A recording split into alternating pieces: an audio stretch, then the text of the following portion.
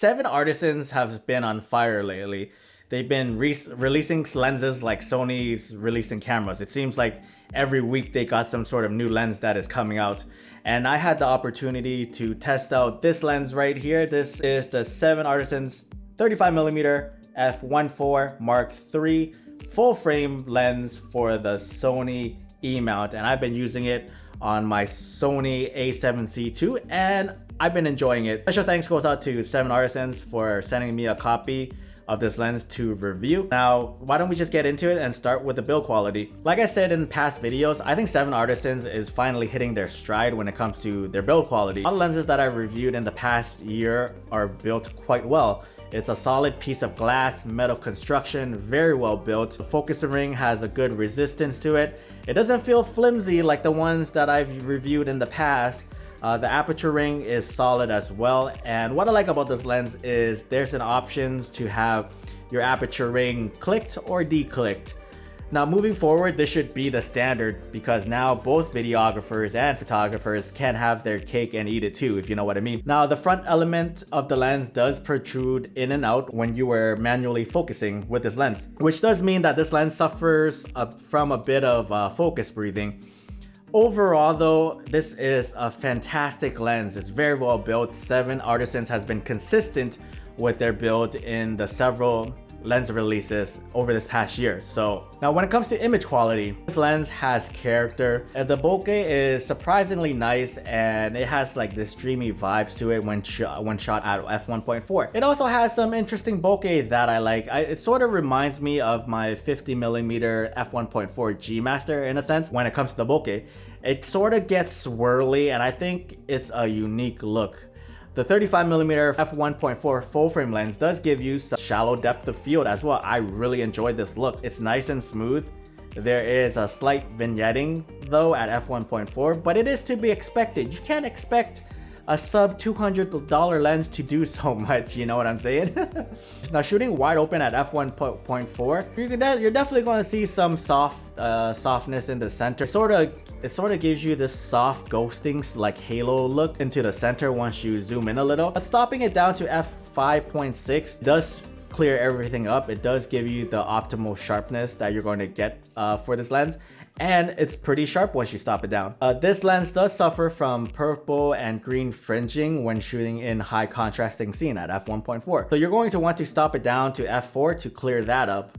Now this lens also suffers from a little bit of flaring as well. You do lose contrast when the light is hitting the lens. The flares that it produces, in my opinion, it looks a bit distracting to me. However, you can try to be creative with it and use it in a creative way like I did right here. A backlight golden hour portrait session. This is the best that I can come up with. Like, what do you guys think? Is it good? I don't know. I'm not feeling it, but I just wanted to show you guys. This lens does not have weather sealing or some sort of rubber gasket on the back of the lens. That would have been nice. There's another third-party company by the name of Mikey. Recently, they've been putting like a rubber gasket seal on the back of their lenses. And I would like to see 7artisans implement something like that in the near future. Although Mikey told me that their lens is not fully weather sealed, the rubber gasket is there to just stop any liquids from coming in, and I much rather take that as opposed to nothing in the at the back of the mount. So in the near future, I hope to see 7artisans implement something like this in their lens, which would be a great feature and which would only help improve their lenses and their build quality. And I'm pretty sure it would drive more sales. Now this lens is coming in at 189 bucks. It has two colors, a black and a titanium gray. And I think this lens is great if you're on a budget and if you want something fun, not to take too seriously, something compact, something to walk around with your Sony A7cii, A7cii II. This lens is great. No pressure at all. No pressure at all. So I enjoy using this lens with this combo, right, with this camera right here. It's been such a fun shooting experience with it. I like what 7artisans have been doing with their releases lately. They've definitely come a long way, and I was expecting this lens to perform like the 7artisans 35mm f1.2 APS-C lens, where that lens is just soft all around, just like, you know, produces this hazy looking image. It's just not something you want to rely on, you know.